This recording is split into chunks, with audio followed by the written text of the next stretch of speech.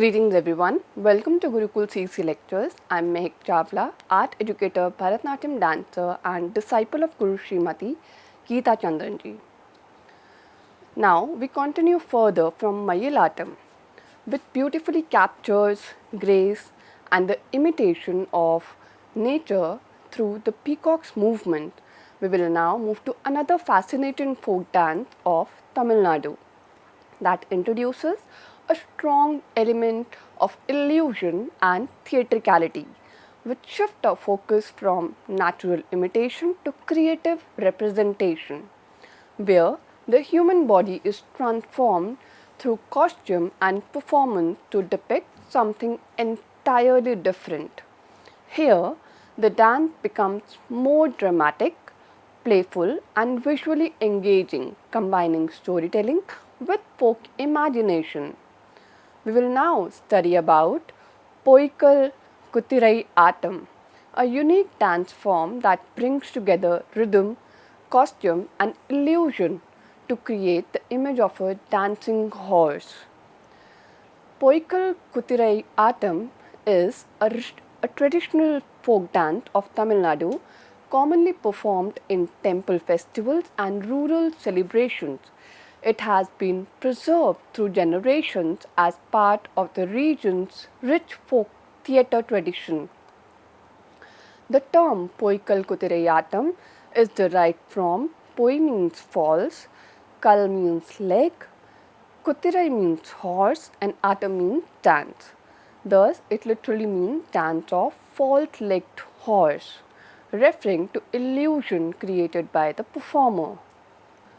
The central theme of this dance form include representation of horses and royal imagery, the folk storytelling and heroic narratives, the entertainment through illusion and performance.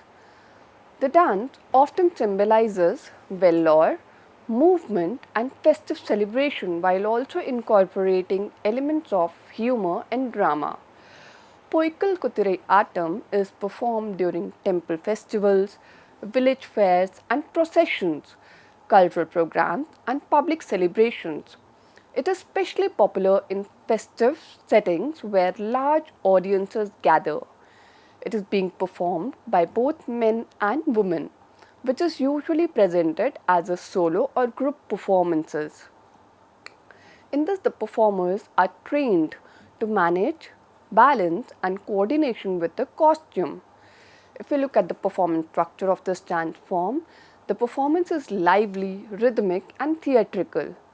The dancer wears a dummy horse structure around the waist. The legs of the performer are concealed, creating the illusion of a riding horse. And wooden stilts or extensions of false leg are attached to enhance the effect. And the movements include rhythmic stamping and trotting steps, circular and forward movements, and there are sudden turns and jumps as well. In this, the dancer synchronizes body movement with the rhythm to stimulate a horse gait. The performance is often dramatic, expressions, and it has a storytelling element. There is an interaction with the audience which adds to the entertainment value. The overall effect is dynamic, visually striking, blending dance with folk theatre. In this, the costume is central to the performance, creating the illusion that defines the dance. It has a colourful horse costume that is attached around the waist, and there is a decorative cloth of which has mirrors and embellishment on the horse figure. And it also has, there is the traditional attire for the upper body, and it also has a headgear or crown depending on the character which they are portraying while dancing. The music is energetic and rhythmic. It has strong beats which guide the movement, and the tempo is often increase as the performance progresses. The folk songs narrating stories or heroic tales, and sometimes purely instrumental depending on the context. And the musical instruments which are used in this dance are nadaswaram, tawil, percussion instruments which include drum or midang, and many others. These instruments enhance the festive and dramatic atmosphere of the folk dance. The most distinctive aspect of Poikkal Kuthirai Aattam is the use of a dummy horse costume with false legs, creating a powerful visual illusion of a dancing horse. The dance requires great balance and coordination due to the use of stilts. It is often linked with folk theatre tradition and storytelling. The performance blends dance, drama, and costume design, and it remains a popular attraction in rural festivals and cultural events. So, after exploring the rich and diverse folk tradition of Tamil Nadu, where we observed expression ranging from simplicity and rhythm in Kummi to theatrical illusion in Poikkal Kuthirai Aattam, we now move further along the cultural landscape of South India to another vibrant region. While Tamil Nadu's dances often highlight structured movement, symbolic representation, and strong ties to temple tradition, we now enter a cultural space where performance becomes even more intense, ritualistic, and deeply rooted in spiritual expression and community identity. Let us now turn our attention to Andhra Pradesh, a region known for its dynamic and diverse folk traditions that beautifully combine devotion, storytelling, rhythm, and visual spectacle. Some of the well-known folk dances of Andhra Pradesh include Vilasini Natyam, Andhra Natyam, Bhamakalapam, Veera Natyam, Dappu, Tapetagolu, Lambadi, Dhimsa, Kolatam, and Botabomalu, and there are many others as well. In Andhra Pradesh, folk dances reflect a strong connection with temple rituals, local deities, and community celebrations. Many of these forms are not merely performances but acts of devotion and spiritual expression, often performed with great intensity and energy. At the same time, the state also presents tribal and community-based dances that highlight everyday life, nature, and social bonding. The state presents a fascinating blend of ritual, devotion, storytelling, and community celebration, where each dance form reflects a unique cultural context and social identity. If you look at Vilasini Natyam, that is the graceful dance form rooted in temple tradition. Historically performed by Devadasis, it emphasizes expressive storytelling and devotion, offering a glimpse into the spiritual and aesthetic dimension of performance. And closely related to this is Andhra Natyam, a revivalist tradition that brings together elements of temple rituals, court performances, and narrative expression, highlighting the continuity and preservation of cultural heritage. Moving further into narrative traditions, we encounter Bhamakalapam, a dance drama centered on the character of Satyabhama from the Krishna legend. This form is rich in abhinaya and focuses on emotional depth, storytelling, and dramatic presentation. From these expressive and narrative forms, we transition into a more intense and ritualistic domain with Veera Natyam. This powerful dance, dedicated to Lord Shiva, is marked by vigorous movements, fierce expressions, and deep spiritual fervor. It reflects themes of courage, devotion, and divine energy, presenting a striking contrast to the softer narrative styles. As we shift from ritual intensity to community celebrations, we come across Dappu dance, a high energy performance driven by rhythmic beats of the Dappu drum. It is commonly seen in festivals and public gatherings where it creates an atmosphere of excitement and collective participation. Similarly, Tapeta Gollu showcases synchronized group movement performed with drums, emphasizing coordination, strength, and devotional enthusiasm. Exploring the cultural diversity of the region, the Lambadi dance of the Banjara community stands out with its vibrant costume and rhythmic movements. It reflects the nomadic lifestyle, traditions, and social expression of the community. In contrast, Dhimta is a gentle tribal dance performed by women, characterized by circular formation and soft rhythmic steps that symbolize unity, harmony, and togetherness. Continuing with group oriented performances, Kolattam introduces a playful yet structured element through the use of sticks.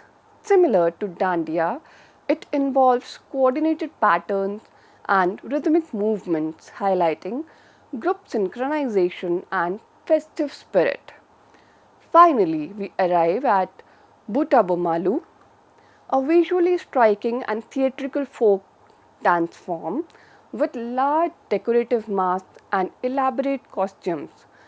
This dance combines humor, storytelling, and dramatic presentation, offering a lively and engaging experience for audiences. Together, these dance forms illustrate the remarkable diversity of Andhra Pradesh folk traditions, ranging from devotional and ritualistic expression to vibrant community celebration and theatrical performances. Let us now study about Veera Natyam, a dance form that embodies bravery, devotion, and the fierce energy associated with Lord Shiva. Veera Natyam is an ancient folk dance of Andhra Pradesh deeply rooted in Shaivite temple traditions. It is specially associated with regions like East and West Godavari and has been preserved through ritual practices over generations. The term Veer Natyam is derived from Veer and Natyam, where Veer means brave and Natyam means dance. Thus, it literally translates to dance of the brave. And Veer Natyam is also being called by other names as well, such as Veerangam, Veerbhadra Nrityam, Veerbhadra Natyam. So these are the few names by which it is called. The central theme of Veer Natyam include devotion to Lord Shiva, expression of anger, destruction, and cosmic energy. The reenactment of the Daksha Yagya episode and the courage, sacrifice, and spiritual intensity. This dance reflects both divine fury and deep devotion, making it one of the most intense ritual performances. Traditionally being performed by Veeramusti community, and it is believed to be descendants of the followers of Veerbhadra. Veer Natyam is performed during temple rituals which is dedicated to Lord Shiva, and in the religious processions, vow fulfillment ceremonies, marriage functions, and cultural events. While originally confined to temple rituals, it is now also performed in broader cultural contexts. Traditionally performed by men and it requires physical endurance and spiritual discipline. If you look at the performance structure of this dance form, the performance of Veera Natyam is very intense, powerful, and multi state, combining ritual, dance, and dramatic expressions. It has a fierce body movement and very strong footwork, and it has a expressive gestures symbolizing anger and divine energy. It also has a deep connection with spiritual themes. And there are stages of performances in Veera. The very first stage include dancer entering holding a plate called Veerbhadra, and that plate contains a camphor flame. It is balanced skillfully from palm to elbow, and the priests chant mantras in the background while they are holding the camphor in their hand, in their palm. And the dance continues until the flame extinguishes. Moving on to the second stage, dancers hold a sacred pole marked by vibhuti. This represents the Dhwajastambha. Dhwajastambha is temple flag. Bells tied to the pole create rhythmic sound. And in the third stage, that is the most intense stage, where performers pierce their body parts such as hand, ankle, tongue with spears and tridents. And it symbolizes extreme devotion and endurance. And the performance ends with Mangalarti dedicated to Lord Shiva. Flaming tridents are used, enhancing the dramatic effect of this folk dance. The music is very powerful and rhythmic, supporting the intensity of the performance. If you look at the costume, so they have a colorful knee-length dhotis with a waistband, bodies smeared with vibhuti, and dancer also wears ghungru while performing. And they also wear a traditional jewelry, and there is a use of bold colors which symbolizes anger, passion, fire and destruction. Primarily, mantras and devotional hymns are being sung by the participants, and there is a chanting which plays a significant role in creating a ritualistic atmosphere. The musical instruments which are used in this form create a loud, energetic and immersive soundscape. It includes instruments like Veeranam, Tambura, Dolu and Tasha. The most distinctive aspect of Veera Natyam is the combination of ritualistic piercing, fire element and intense physical expression, making it a rare blend of devotion, endurance and performance. It is one of the oldest Shaivite ritual dances which is closely associated with Veerbhadra, a fierce form of Lord Shiva, and popular in districts like East Godavari, West Godavari, Kurnool and Anantapura. The birthplace of Veerbhadra is believed to be Draksharamam, Daksha Vatika. So, we have covered the dance forms of Kerala, starting from Poikkal Aattam, and then followed by Tamil Nadu, and then to Andhra Pradesh. So all the dance which we have covered, they have one thing in common, that in this dance form there is a community participation, and there is always a group which performs it together, and there is no method or structure of learning. So a little one, when they observe the elders, that's how they learn, and that's how it passes on to generation by generation. So, this lecture highlighted the diversity and the richness of folk traditions across regions, from the vibrant and festive energy of Pulikali, which is from Kerala, to the varied expression in Tamil Nadu and the intense devotional forms of Andhra that reflects its community, culture, and the way of life, that how they celebrate each and every occasion. So these folk dances are not just performance, but the living tradition that expresses celebration, devotion, identity, social connection, and that's how it passes on to generation by generation until they all include percussion instrument, and that percussion instrument intensifies the form, the movement of the dance form. And every dance form holds some or the other expression, and all these expressions include the seven, the basic elements of the rasas, and which is being, you know, it is not only in the classical form, it's in the folk form as well.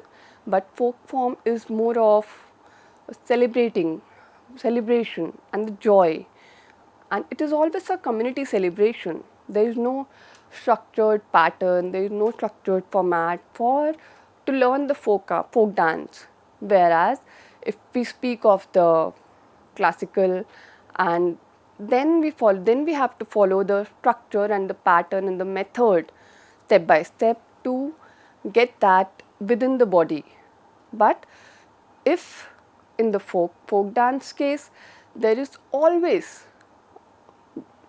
the osmosis. You just see the elder ones, and then you grab that movement and then just perform that movement in the community, and that's how you participate in that particular form. And every art form in this, every region of this has many folk dances, which are like if we move to every single part, like if I talked about Tamil Nadu itself has many folk dance forms, whereas Kerala also have multiple folk dance forms. So I've covered few of the folk forms, but there are many others as well which we have not covered in this lecture specifically, because there are so many folk dances. So you can go on with this process and learn from this that how each and every form is distinguished from one another, and how it is being, it has a different elements to it, and they they follow that particular tradition to take that on, and it has a very dynamic and diverse movement with beautifully combined devotion and the mythology which comes out from the storytelling, and it also has a vast rhythm structure, and the visual is very expansive in nature. In every form include a great visual of its own. So the cultural landscape of South India has so many forms, and after exploring the rich and diverse, traditions, we will still cover more of tradition from Andhra in our next lecture, hopefully, and we'll continue with Telangana as well. And there is one more state which I will cover in our next lecture, and that again combines devotion, storytelling, and the visual spectacle. It has a which are deeply rooted in spiritual expression, and there has a community identity and the belonging to to that particular spirit. And each folk form includes their own individual properties as well, like tridents or tridents are being used. The trishul, trident is the trishul, is being used in Veera Natyam as a separate prop, and Veera Natyam is the dance of brave. So that prop helps the dancer to to portray that courage and the braveness of that form, to bring out that element from the movement, and literally the props which they use, the vibhuti which they apply.